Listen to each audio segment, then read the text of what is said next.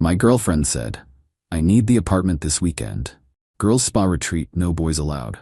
I responded, "Have fun." Then her gay best friend accidentally sent me a text meant for her about their romantic weekend. I forwarded it to her entire friend group and changed the locks. When she came home with him Sunday night, I 29 male got the message Thursday morning while making coffee. My girlfriend Natalie 27 was getting ready for work, humming some pop song. "Babe, I need the apartment this weekend," she announced, not asked. "Girls' spa retreat, already confirmed with Jess and Mia. No boys allowed, obviously. We'd been together 3 years, living in my apartment for the last 18 months. Never had an issue with her friends coming over before. This weekend? That's pretty sudden." She rolled her eyes. "God, don't be clingy. It's just 2 nights. You can crash at your brother's or something." "Why can't you guys do the spa thing at Jess's place?" "Because I already told them here. Plus, we want to use your amazing bathtub for face masks and stuff. Come on, don't make this weird." Something felt off, but after 3 years, you pick your battles. "Yeah, okay, have fun." She beamed, kissed my cheek. "You're the best. We're doing wine, movies, the works, total relaxation mode." Friday afternoon, I packed a bag. Natalie practically pushed me out the door at 5 p.m. "They'll be here soon, love you, bye." Door closed, locked, crashed at my brother Derek's place. We played Xbox, ordered pizza. Normal Friday. Around 11 p.m., watching some stand-up special, my phone buzzed. Text from an unknown number. "Unknown, can't wait for tomorrow night, babe. Got us that wine you love and those candles. Romantic AF." I stared at it. Wrong number, obviously. Was about to delete when another came through. "Unknown. Nat, are gonna look so hot in that lingerie. Worth every penny, lol." My blood went ice cold. Natalie. The next text confirmed it. "Unknown. Shit, wrong person. This is Garrett BW. Nat gave me her number for emergencies. Please don't say anything. She'll kill me." Garrett, her gay best friend from college. The one she swore was practically her sister. The one who came to our dinner parties with his boyfriend, who I'd never actually met now that I thought about it. My hands were shaking. Derek noticed. "Yo, you good?" Showed him the texts. His face went dark. "That yeah." "What you gonna do?" Good question. Confront her? Storm over there? Part of me wanted to. But the calculating part, the part that was already 3 steps ahead, had a different idea. Nothing, yet. First, I screenshot everything. Then I opened Instagram. Natalie had already posted stories. Her, Jess, and Mia with face masks, wine glasses, girls' night, spa weekend. Looked convincing.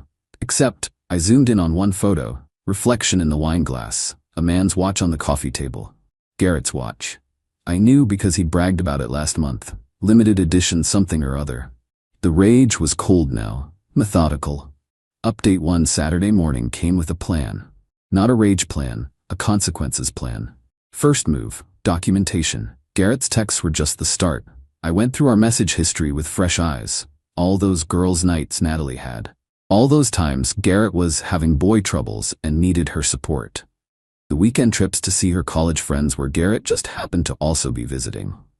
Pattern established. Second move, information gathering. Created a throwaway Instagram account. Checked Garrett's stories.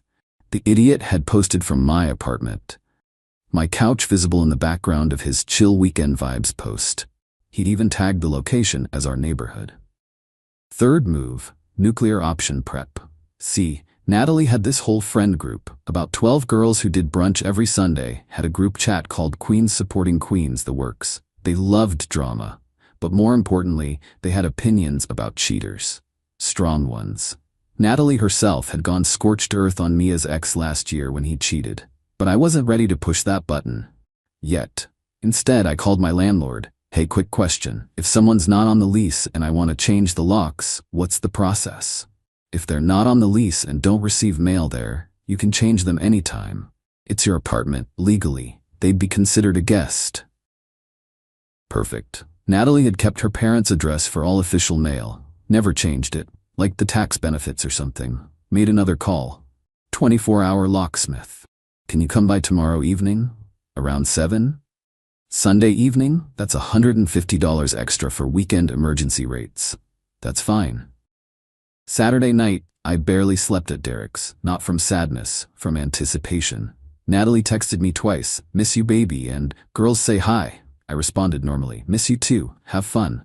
Sunday afternoon around 3 p.m. got another text from Garrett's number. Hey man, really sorry about those texts, drunk and stupid, or cool for not saying anything. Nat doesn't need that drama. I didn't respond, but I did screenshot it. More evidence of consciousness of guilt, as they say. 4 p.m. I headed back toward my apartment. Not to it, to the coffee shop across the street. Perfect view of the building entrance. Ordered a large coffee, settled in with my laptop. Waited. 5:47 p.m. Jess and Mia left the building, hugged goodbye at the door. No Natalie. 6:15 p.m. Pizza delivery guy went up. Came down 10 minutes later. 6:58 p.m. The locksmith arrived. I met him at the door. 20 minutes, new locks installed, both deadbolt and handle. Old keys useless. 7:24 p.m. Back at the coffee shop. Opened the Queens Supporting Queens Instagram group. Natalie had logged in on my iPad once, saved password. Uploaded Garrett's texts, his Instagram story from my apartment, the reflection photo. The pizza receipt screenshot I'd grabbed from our shared email. 2 pizzas delivered during a girls-only weekend. Added a simple caption, "Hey ladies. Thought you should know what Natalie's girls' spa weekend really looked like. Garrett's not gay, BW. Those texts were meant for her, sent to me by mistake. I'm changing the locks now. She can get her stuff tomorrow with supervision.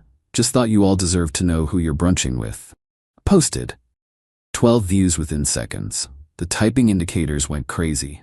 Then I waited for the main event. 8:43 p.m. Through the coffee shop window, I saw them. Natalie and Garrett, walking up to my building. She was wearing the dress I bought her for our anniversary. They were holding hands. Watched them get to the door, watched her dig for her keys. Watched her try the lock, the confusion. Try again, the frantic searching through her purse. Garrett looking annoyed. My phone exploded. 15 missed calls in 30 seconds. I let it ring. Then I strolled across the street. Update 2. They were still at the door when I walked up. Natalie spinning around, face going from relief to panic in about 0.3 seconds. Jake, thank God, my key's not working and... New locks, I said, keeping my voice level. Installed an hour ago. Garrett stepped forward, trying to look intimidating. Pretty hard to do when you're 5'8" and built like a yoga instructor. Dude, what's your problem? My problem? I pulled out my phone, showed them Garrett's texts. Wrong person, right? His face went white. Natalie grabbed the phone, read it, looked at Garrett. You absolute idiot! Not, this is a misunderstanding. Not, I can explain. Just anger at him for getting caught. 3 years, Natalie. 3 years and you're banging some guy in my apartment while I'm kicked out for your spa weekend. It's not. We're not. Garrett and I are just... Just what? Just friends? Like you've been saying for how long now? 8 months? A year? She started crying. The tears that used to work on me. You don't understand. You're never emotionally available. Garrett gets me. Gets you. Right? Well, he can get you at his place now. My phone was going nuclear. The group chat had exploded. I glanced at it. Just, Natalie, DTF? Left my charger there for this? Some girl named Becca. Garrett's not gay? I tried to set him up with my brother. Natalie's phone was going off too, her face crumpling as she read the messages. You told them? You told the group chat? They deserved to know, just like I deserved to know my girlfriend was screwing some dude in my bed. Garrett tried again. Look, man, we're all adults here. Let's go inside and talk about this rationally. Nah, we're done talking. Natalie, you can come get your stuff tomorrow. Bring whoever, I don't care. But supervised. You're not stepping foot in there alone. You can't do this. I live there. You crash there. Your name's not on anything. No lease, no bills, no mail. Legally, you're a guest, and I'm revoking the invitation.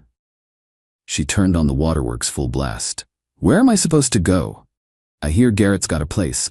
Very emotionally available. Garrett's jaw clenched. It's complicated. I have roommates. Natalie spun on him. Complicated? You said, we should discuss this somewhere else, he cut her off, glancing at me. The realization dawning on her face was almost worth the whole mess. He'd sold her some story, probably about them getting a place together once she left me. But dude lived with 3 other guys in some cramped rental. I knew because I'd dropped him off once after a party. My phone rang. Natalie's mom. I let it ring. Baby, please. Natalie tried one more time. It was a mistake, a moment of weakness. We can do counseling. Moment of weakness? You planned an entire weekend. Made up a spa story. posted fake photos with the girls. That's not a moment, that's a whole ass conspiracy. Her phone rang. She looked at it, face going pale. My mom. Yeah, she called me too. Wonder how she found out. The group chat. Someone had tagged Natalie's sister, who definitely told their mom. The infrastructure of her deception collapsing in real time. I need my things, my work clothes, my laptop. Tomorrow, text me a time, you get 1 hour. Bring whoever to help carry boxes. That's it. Started walking back to my apartment. They followed. Jake, come on, Natalie shouted. You're being ridiculous. So I made a mistake. Mistake? You kicked me out of my own apartment to hook up with your gay best friend. That's not a mistake. That's a choice. Multiple choices. Dozens of lies. We'd reached my building door. I turned around one last time. Garrett was trying to call someone. Probably those roommates begging for couch space. Natalie was ugly crying now, makeup running everywhere. Oh, and Natalie? Your spa weekend story? Next time you post fake girls' night photos, maybe check the reflections. Garrett's watch was visible in your wine glass. Went inside, locked both new locks. Stood in my apartment. Our apartment, no, my apartment. Her stuff was everywhere. The throw pillows she insisted on, her organic tea collection, the live, laugh, love wall decal I always hated. Poured myself a whiskey. My phone had 47 texts, mostly from the group chat, 23 missed calls, and counting. Natalie's social world imploding in real time. By tomorrow, everyone would know. Not through me spreading rumors, but through her own friend group's gossip network. Heard pounding on the door. Natalie's voice. Jake, you can't do this. My whole life is in there. No, I thought. Your stuff is in there. Your life is out there, dealing with the consequences. The pounding continued for about 10 minutes, then stopped. Then my phone buzzed. Text from building management. Mr. Peterson, we've received a noise complaint. Please address the situation, I responded. Ex-girlfriend locked out after cheating. She's not a tenant. I've asked her to leave. If she continues, please call the police. 5 minutes later, the pounding stopped for good. Monday was going to be interesting. Update 3. Monday morning came with a hangover and 183 text messages. The group chat had gone through several stages of grief overnight. Shock, anger, then the detective phase, where they pieced together all of Natalie's lies over the past months. Turns out I wasn't the only one she'd been playing. Jess texted me privately. She borrowed $300 for her mom's medical bills last month. Her mom just told me she's never been sick. WTF. Mia. Those designer bags she said were gifts from her bonus? Garrett posted about buying his girl presents. I feel so stupid. The appointment for her to get her stuff was set for 4 p.m. She showed up at 3:30 because of course she did. Brought her sister Amy and 2 guys with a truck. No Garrett. Interesting. Amy tried the sympathy angle while we waited for 4. She's devastated, Jake. Hasn't stopped crying. Cool. That's it? Cool? After 3 years? After 3 years of what? The last year was apparently a lie. So really, after 2 years and whatever performance she was putting on while screwing Garrett. Natalie stood there, puffy-eyed, silent, wearing sweats and looking rough. The guys with the truck looked uncomfortable. 4 p.m. exactly, I opened the door. Had everything boxed and labeled in the living room. Clothes, toiletries, her books, everything. Even her stupid wall decal, carefully peeled off and rolled up. 1 hour. Take only what's in the boxes. Everything else stays. She tried to push past me toward the bedroom. I need to check. Boxes. Only. Or leave now with nothing. She looked at Amy, who shrugged. They started loading. Natalie kept trying to make eye contact, kept starting sentences and stopping. Finally, as they carried the last box out, she broke. I loved you, she said quietly. I did. Garrett made me feel special. And I didn't? You made me feel secure. There's a difference. Right. I was the safety net while you played with the trapeze artist. Got it? That's not. She stopped. Where am I supposed to go?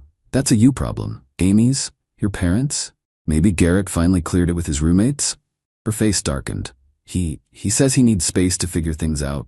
I actually laughed, full belly laugh. Space? That's beautiful, really. She started crying again. Amy rubbed her back, shooting me dirty looks. The truck guys were already at the door with the furniture dolly. We done here? One asked. Wait, Natalie said. My necklace, the one you gave me for Christmas. It's in the jewelry box on the dresser. That stays. But you gave it to me. I gave it to my girlfriend. You're not her anymore. You're the woman who lied to me for months and kicked me out of my own apartment to hook up with another dude." Amy stepped forward. "That's theft. Sue me." They left.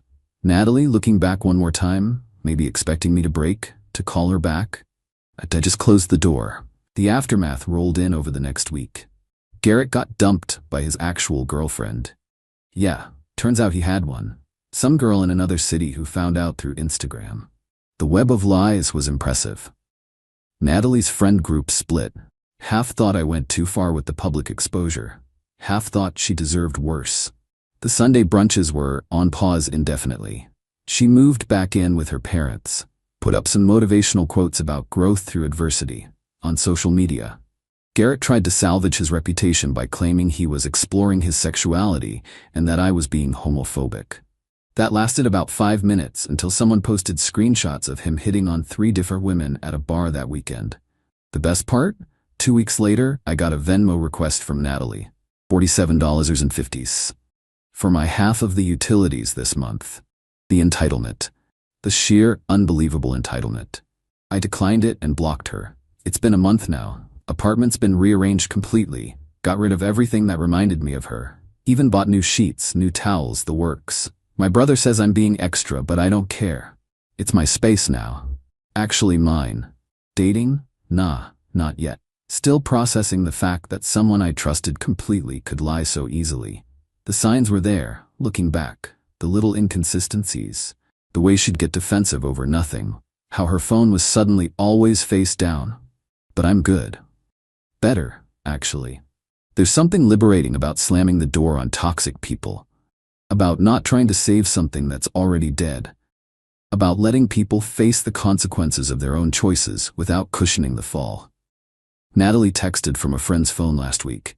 "I know you hate me, but I just wanted you to know Garrett and I aren't together. It meant nothing. I threw away everything for nothing."